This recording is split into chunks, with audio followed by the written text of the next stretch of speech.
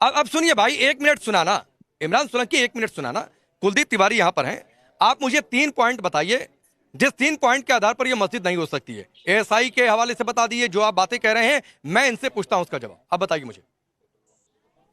मैं वही बोल रहा हूँ सर, 1951 1952 का एक्ट क्या हुआ, 1904 में कलेक्टर का आदेश क्या हुआ सर, हिंदू सरकार ने बताया वो मस्जिद है, उससे क्या हुआ सर, वक्फ का गजीट है उसके ऊपर क्या हुआ सर, ये चारों सवाल पूछिए। अच्छा, और एएसआई में क्या कहा, क्या लिखा हुआ है कि मंदिर नहीं है?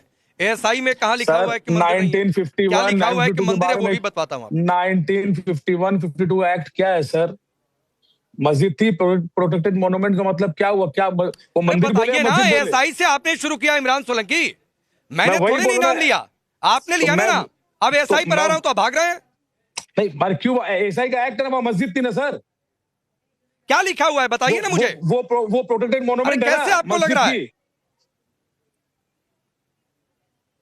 वो क्या चीज? प्रोटेक्टेड मोन्यूमेंट 1951 1952 का प्रोटेक्टेड एक्ट क्या मॉन्यूमेंट है मस्जिद बोलेंगे की। आप, वकफ गजीट हो क्या बोलेंगे आप, वकफ गजीट है उसके बारे में अच्छा सर, वो रुकिए, मस्जिद है। 1951-52 एक्ट का हवाला देकर एमआईएम के नेता कह रहे हैं कि ये प्रोटेक्टेड मॉन्यूमेंट मस्जिद की है।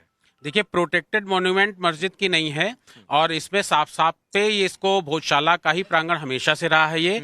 और जो एएसआई की अभी की जो ताजा रिपोर्ट है, इसके पहले की जितनी भी रिपोर्ट रही हैं, उन सब में ये साफ साफ लिखा हुआ है कि इसका जो परिसर है, इसका जो स्वरूप है, इसका जो स्ट्रक्चर है, वो हिंदू मंदिर के तरीके ही था। देखिए, कागज की बात मानी जाएगी, कौन प्रवक्ता की टीवी पे बैठ के क्या कह रहा है वो नहीं माना जाएगा। जब कोर्ट में हमने लड़ाई लड़ी है तो लगभग 1.5 महीने के आसपास सुनवाई हुई है, 65 घंटे के आसपास सुनवाई उच्च न्यायालय में इंदौर हाईकोर्ट में चली है।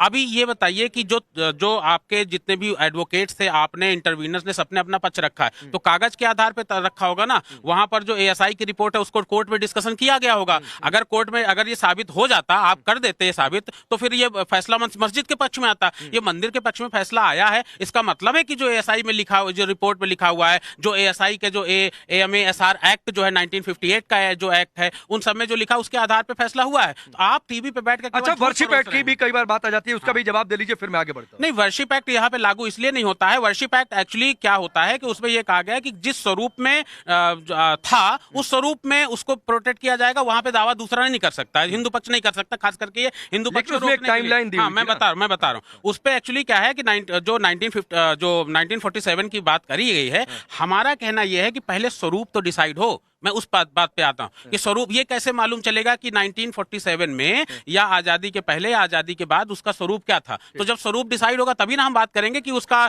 जो स्ट्रक्चर है वो क्या है। बोलिए इमरान भाई, जवाब दीजिए इसका। सर बोल दिया मैंने ना, हाई कोर्ट का जो आदेश है उसमें सुप्रीम कोर्ट में चैलेंज कर रहे हैं।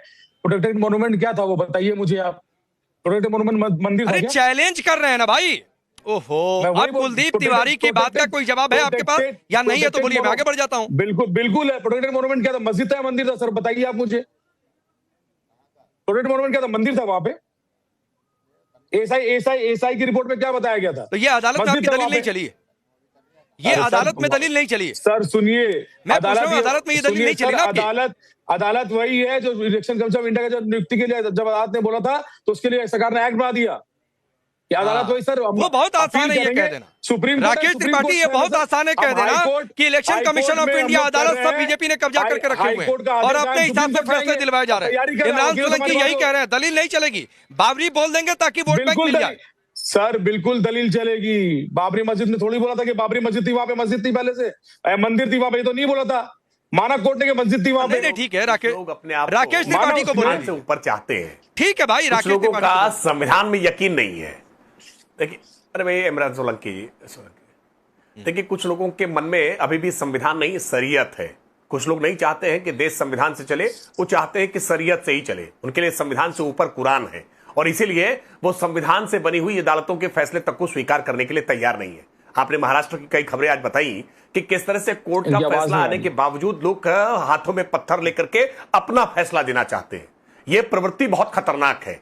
यही प्रवृत्ति बताती है कि कैसे संविधान में उनका यकीन नहीं है, और जिसका भी संविधान में यकीन नहीं है उसे इस देश में रहने का कोई हक नहीं होना चाहिए। आप देश में रहेंगे, देश के संविधान को नहीं मानेंगे, ये कैसे चल सकता है? भाई हिंदू पक्ष अपनी बातों को लेकर के कोर्ट के भीतर गया, वर्षों तक कोर्ट में अपनी लड़ाई लड़ रहा है, और कोर्ट से जब फैसला आता है तो कोर्ट के उस फैसले को सरमथी लगाता है।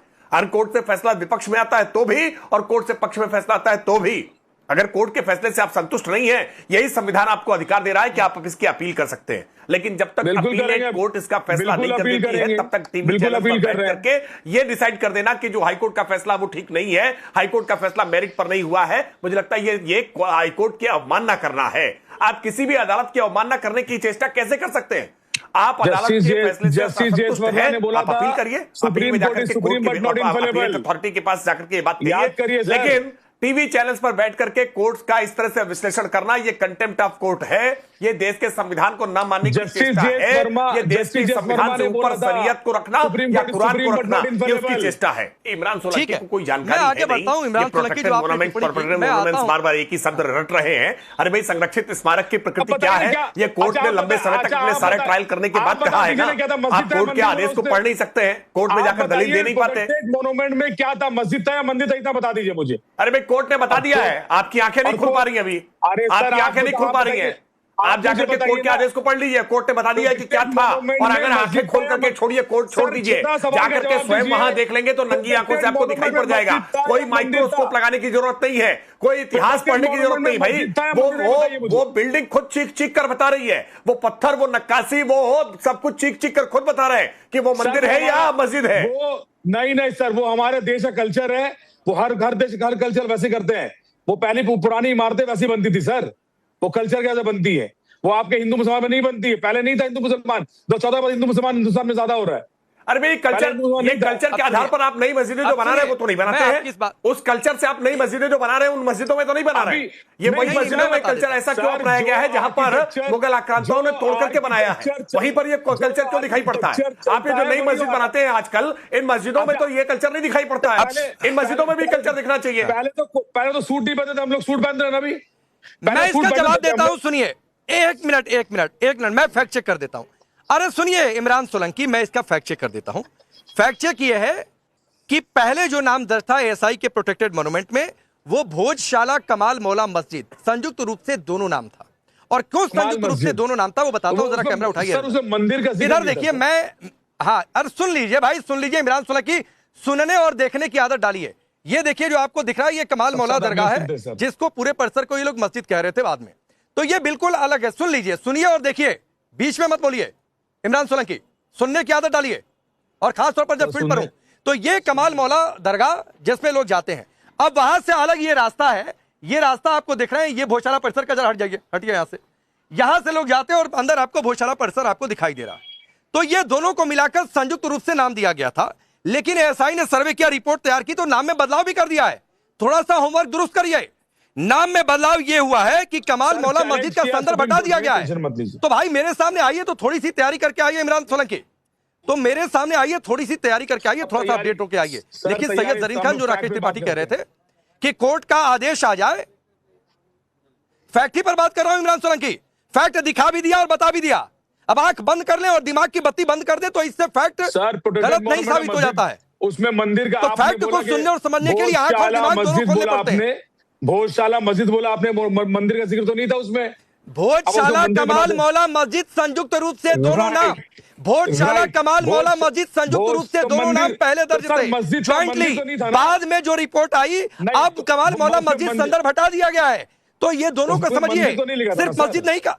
अरे अब मैं वही कह रहा हूं इमरान सोलंकी, आपने अपने दिमाग और आंख दोनों को बंद करके रखा हुआ है, तो इन दोनों को खोलने की जरूरत है भाई। क्या चीज खोल के रखे सर? तो भोजशाला को मस्जिद के साथ भी नहीं जोड़ा था, तो अभी रुक जाइए, और उसको क्यों जोड़ा गया था वो जाकर पढ़िए लिखिए, थोड़ा समझ में आएगा। अब सैयद जरीन, कोर्ट का आदेश यहां पर तो भी नहीं मानेंगे, उधर आपके अबू आजमी कह रहे हैं कि वहां कोर्ट के आदेश पर बुलडोजर चल रहा है, तो भी दिक्कत हो रही है।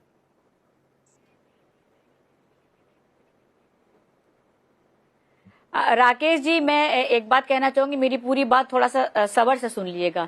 क्या उत्तर प्रदेश की जनता का इस वक्त यही मुद्दा रह गया है? चुनाव करीब आ रहे, मैं जानती हूँ उत्तर प्रदेश की जनता भी बहुत समझदार है, हिंदू मुसलमान, हमारे हिंदू भाई मुसलमान भाई सब धर्म के भाई बहुत समझदार है, और सबको पता है चुनाव आ रहा है, तो यही मुद्दा रह गया बात करने के लिए। क्या उत्तर प्रदेश में भीषण गर्मी पड़ रही है, आपको पता है? आप गांव में जाकर हाल देखिए, पूरे दिन 24-24 घंटे अघोषित बिजली कटौती हो रही है। मक्का की फसल तैयार खड़ी है, किसान परेशान है। आप शहरों में आइए, 12-12 घंटे बिजली नहीं आ रही है।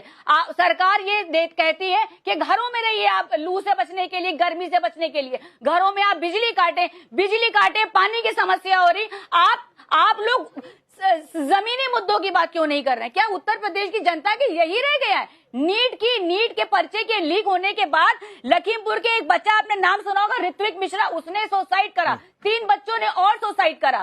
तो हमें इस पर बात ना कर हम इन मुद्दों पर बात कर रहे हैं। मुझे बहुत शर्मिंदगी, मुझे अफसोस हो रहा है कि हमारे पास यही मुद्दे रह गए। आप ये सोचिए, भीषण गर्मी पड़ रही है, लोग निकल नहीं पा रहे। मैडम, क्या कितने आप मैडम सुनिए, आपने कितने, मैडम सुनिए, पहले सुनिए मैडम, सुनिए, 1 मिनट सुना ना आपको। सुनिए, सुन लीजिए, कोशिश करेंगे, हम फंसेंगे नहीं। सुनिए, एक तो भीषण गर्मी अकेले यूपी में नहीं पड़ रही है। मैं जहाँ खड़ा हूँ यहाँ भी 40 डिग्री का टेम्परेचर, इस 40 डिग्री के टेम्परेचर में बाहर खड़ा हूँ, तो वो छोड़ दीजिए।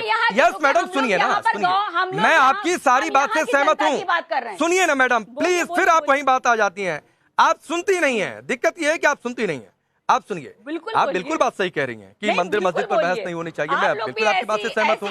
नीट पर चर्चा होनी चाहिए, बिल्कुल मैं आपकी बात से सहमत हूँ। बेरोजगारी पर चर्चा होनी चाहिए, बिल्कुल आपकी बात से सहमत हूँ। तो मैडम ये बात पहले आप अपनी पार्टी में कंसेंसस बनाइए ना, कि आपकी पार्टी के नेता ना तो मंदिर मस्जिद से जुड़े मुद्दों पर बयान दे, ना तो बुलडोजर से जुड़े मुद्दों पर बयान दे।